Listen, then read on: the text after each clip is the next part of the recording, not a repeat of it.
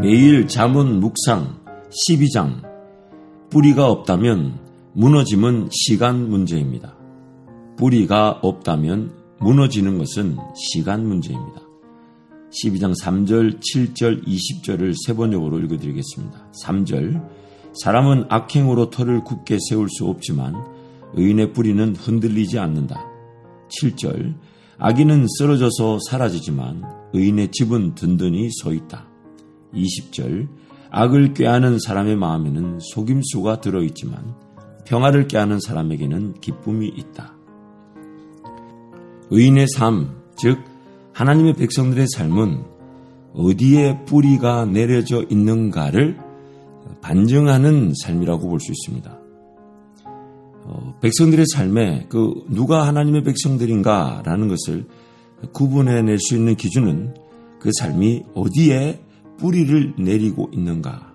그래서 잠언에서는 이 부분을 모든 지킬 만한 것 중에 더욱 네 마음을 지키라 라고 말하면서 숨겨져 있는 듯 보이지만 드러나는 모든 것들은 숨겨져 있는 마음에 무엇이 자리 잡고 있는가를 보여준다라고 말씀합니다.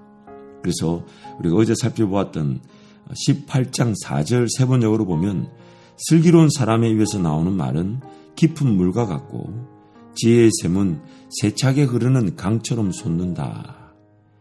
그 사람의 뭔가 표현이나 그 사람의 말이나 행동은 그 마음에 무엇이 자리 잡고 있는지를 보여주는 이 결과 혹 열매라는 것입니다. 그래서 오늘 본문 읽었던 12장 20절도 보면 악을 꾀하는 사람의 마음에는 속임수로가 들어있지만 평화를 꾀하는 사람에게는 기쁨이 있다. 즉 그 사람 마음에 하나님의 지혜, 하나님의 기쁨이 없다면 평화를 추구할 수도 평화를 드러낼 수도 없다는 것이죠. 의인의 삶은, 하나님의 백성들의 삶은 어디에 기초를 두고 무엇에 의지하며 또한 무엇이 그를 지탱하고 있는가로 결정이 됩니다. 과연 하나님의 백성이라면 그 삶은 하나님 그분의 관계에 기초를 두고 하나님을 날마다 의지하며 하나님께서 그를 지탱하고 있다는 것이 바로 하나님의 백성들의 삶인 것입니다. 사람은 비워져 있는 그릇과 같이 창조되어져서 무엇인가를 담을 기회를 가지고 태어났습니다.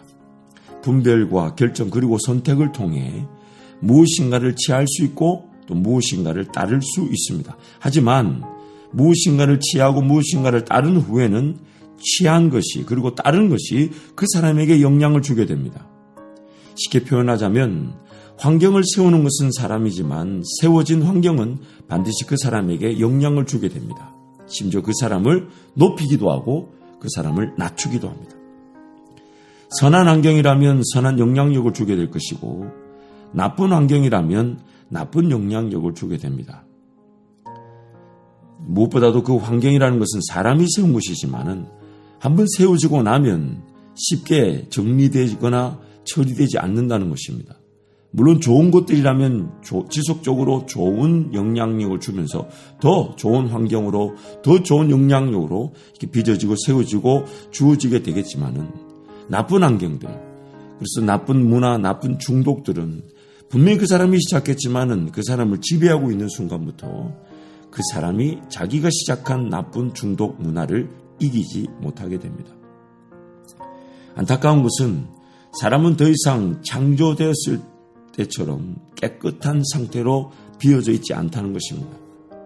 하나님을 아는 지식, 또 하나님을 맛본 경험이 담겨지지 않으면 죄와 불순종이 이미 그릇을 더럽혀 놨고 그 열매들이 우리 인간이라는 사람이라는 그릇 안에 가득 담겨져 있습니다.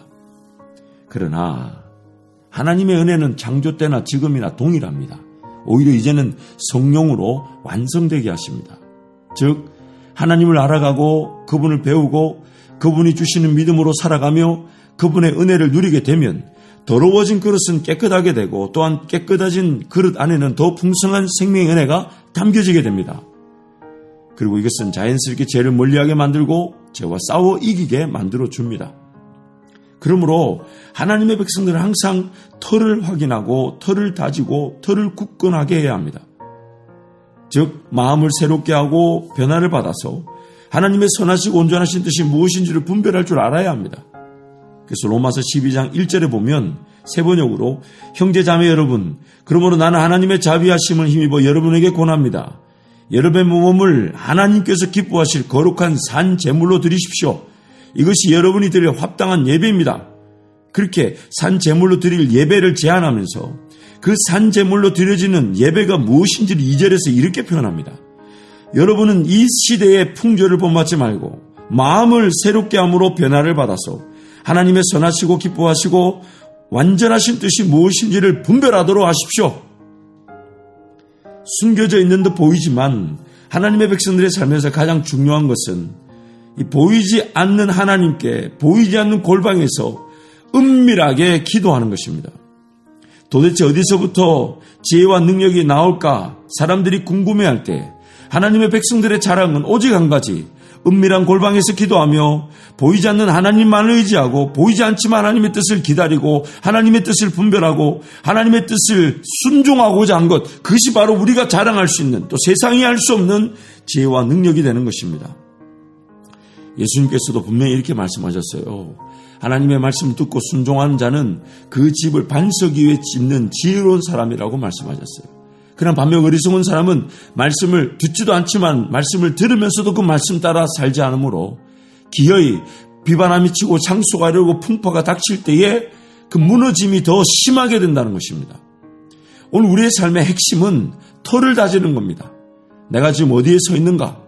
무엇을 기반으로 선택하고 결정하는가? 과연 하나님의 뜻을 내가 가지고 분별하면서 식별하면서 내가 지금 살아갈 방법을 채택하고 있는가? 길을 선택하는가? 길에 들어서는가? 행위나 이것이 오만한 자의 자리는 아닐까? 악인의 길은 아닐까? 항상 염려하면서 하나님 말씀을 주야로 묵상하는 복 있는 사람과 같이 그 기초, 반석, 주님과의 관계, 하나님과의 관계, 하나님 음성을 들을 줄 알고 식별할 줄 알고 그 음성을 기다릴 줄 알고 그 음성을 따르고자 하며 그 음성을 사모하며 그 음성을 기대하며, 그런데 그 음성이 나를 감동하고 감화시키시고 또한 그 음성이 나를 예수님 사랑을 느끼게 하시고 예수님 사랑 고백하게 만들고 예수님을 더 사랑하게 만들고 예수님을 더 의지하게 만드는 그 터가, 그 내 마음이 변화를 받고 새롭게 되는 것, 그것이 기초가 되어야 되며 그것이 반석이 되어야 되는 것입니다. 하나님과의 관계, 하나님의 말씀을 듣고 묵상하고 암송하고 적용하듯 순종하며 살아가는 것이 마음을 지킬 뿐 아니라 마음의 터를 다지고 견고하게 하여 하나님의 말씀으로 가득한 마음이 나를 지키고 보호하며 또한 삶은 더 풍성한 은혜의 길로 인도되어지는 것입니다. 오늘 우리 삶에 반드시 명심해야 될 것은 내가 어디에 뿌리를 내리고 있는가? 어디에 내가 기초를 두고 있는가? 무엇에 우선순위를 두고 있는가? 무엇이 가장 긴급한가? 무엇이 가장 소중한가? 하나님 아는 지식을, 하나님을 경험하기 위해 하나님 음성을 식별하고 분별할 줄 알며 기다리며 하나님 음성을 듣고 순종하는 삶, 그것이 의인의 삶, 하나님의 백성들의 삶이기 때문입니다.